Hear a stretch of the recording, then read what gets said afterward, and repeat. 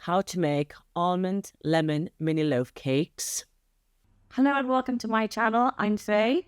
Today I am going to bake almond lemon mini cakes in these very trendy loaf tins that seem to be all the rage all over the internet at the moment.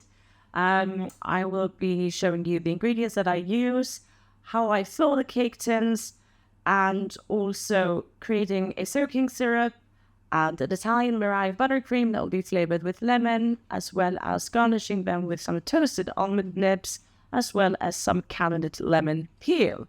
So I've weighed up the ingredients for this lovely lemon and almond cake. So I'm going to run through all the ingredients that I've prepared. As you will see, these are whole food ingredients. There are not many ingredients. Well, there are a few, but it's a relatively simple cake to make from scratch. If you don't have a stand mixer, you can make it with a handheld mixer. And if you don't have either of those, you can actually make this by hand. It's not that strenuous. So let me walk you through the ingredients before I mix it all up, and then I will pipe it into the cake tins. So here are the ingredients for this wonderful lemon and almond cake. As you can see, there are not many ingredients. We've got just plain unsalted butter. I've used an organic grass-fed butter.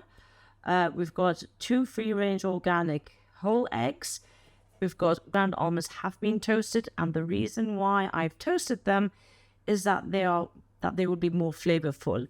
When we toast nuts, it brings out the flavor of said nut. So your end product, so the almond cake, will be more tastier. It will have more flavor because we've roasted the nuts. A little mini tip to get maximum flavor out of your zests. Make sure your hands are clean when you're doing this, because to actually massage your zest into the sugar, it sounds a bit crazy, but it really does help, remove the oils, extract the oils from the actual zest of the lemon. You do the same thing if you were doing an orange cake or a lime cake or grapefruit, any kind of citrus fruit. Now I'm going to add the sugar and then the butter, bring this to a mix. It doesn't need to be too aerated, and then once it's combined, I add the 2 eggs one at a time. Once this is all combined, then we will proceed to add the dry ingredients. In goes our ground almond mixture, and you're only mixing this until it's combined. You don't need to aerate this batter. It's not like a light sponge. So as you can see, I'm just mixing it till it's mixed, and then stop.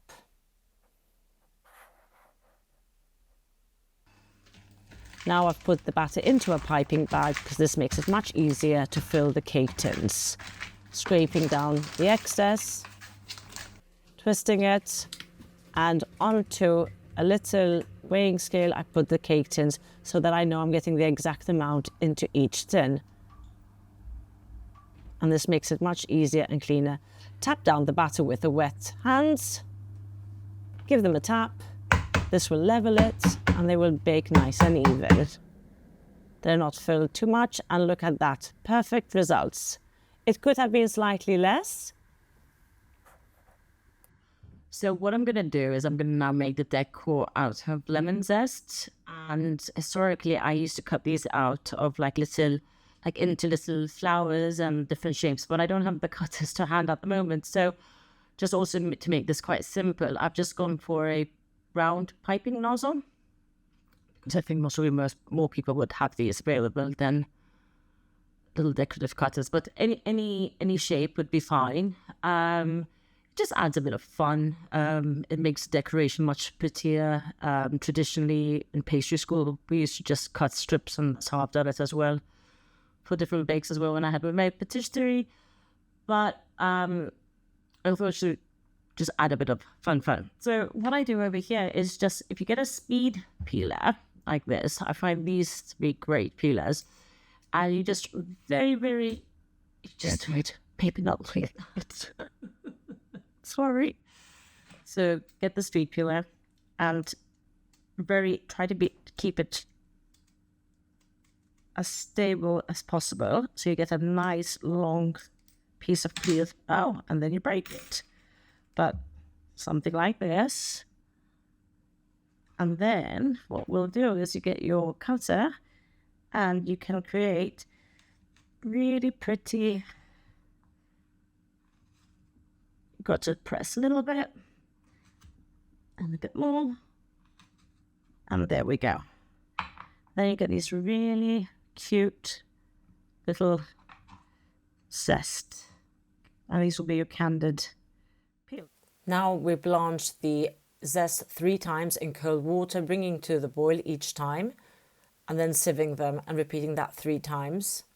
Now that's ready. We've put them into a simple syrup, and I've created a cartouche, which is this little piece of parchment paper. And now we're going to cook the zest until it softens. I'm going to make an Italian Meringue Buttercream. It's one of my personal favorites, and the reason for that is it's less sweet, it's very smooth, it's also stable in warmer climates. Not a heat wave, maybe, but it is more stable.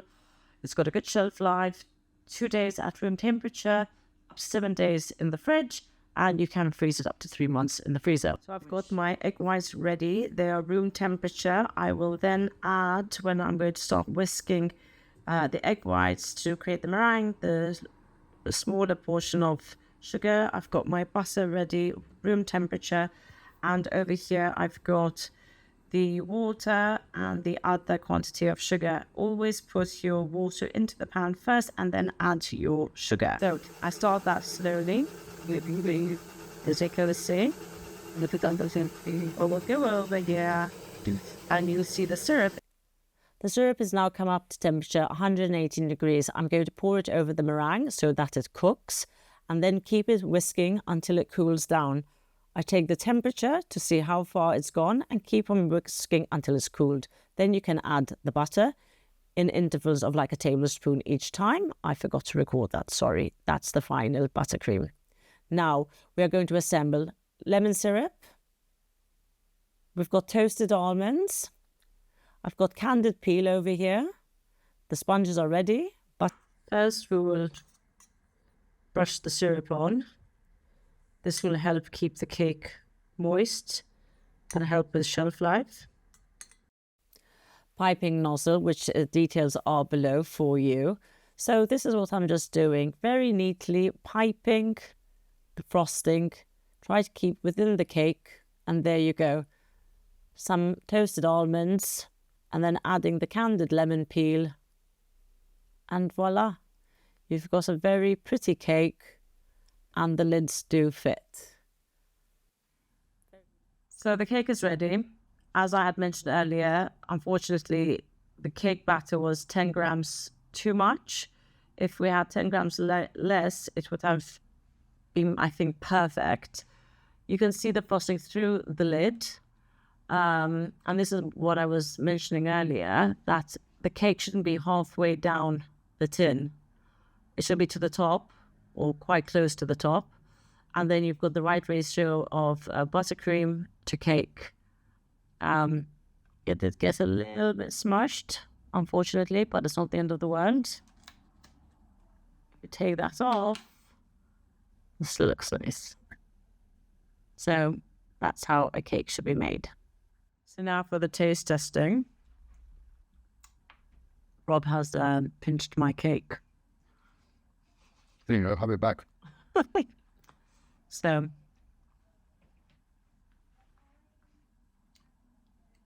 go. It's delicious. This recipe is amazing. One thing to mention, if you aren't able to sell your cakes with buttercream, this cake is fantastic on its own. All you need to do is brush it with some marmalade or apricot jam and then just literally cover it with toasted almonds. That's how we used to sell it in our pâtisserie. We had this cake on every day, and it was just an amazing seller. So you don't have to have the buttercream and just enjoy it on its own. It's delicious.